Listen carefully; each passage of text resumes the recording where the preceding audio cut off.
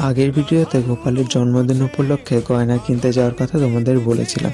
তো আজকে তোমাদের সাথে আমি শেয়ার করব জন্মদিনের জামা কিভাবে বানালাম। আচ্ছা, একটা কথা না বললেই নয়, আমি যে বলছি পোশাক আমি বানিয়েছি, আমি মনে করি এর পিছনে ওনাদেরই হাত রয়েছে। কারণ ওনাদের যখন যেরকম পোশাক পরা বা গয়না পরার ইচ্ছা হয়, ওনারা ঠিক সেইভাবেই কারো মাধ্যমে বানিয়ে নেন। আর এই ব্যাপারটা আমার সবথেকে বেশি মনে হয় সাজানোর সময়।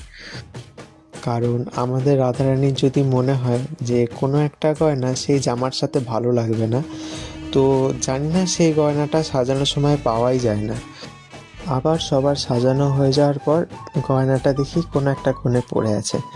জানি না এই ঘটনা শুধু আমার সাথেই হয় না অন্য কারোর সাথেও হয়। আর এরকম ঘটনা যদি তোমাদের কারোর সাথে হয়ে থাকে তো অবশ্যই কমেন্টে জানিও। তো এই হচ্ছে রাধারানীর ঘাগরা ও কৃষ্ণের ধুতি। নেক্সট পার্টে তোমাদের অবশ্যই আমি শেয়ার করব জন্মদিনের সাজে সবাইকে কেমন লাগছে।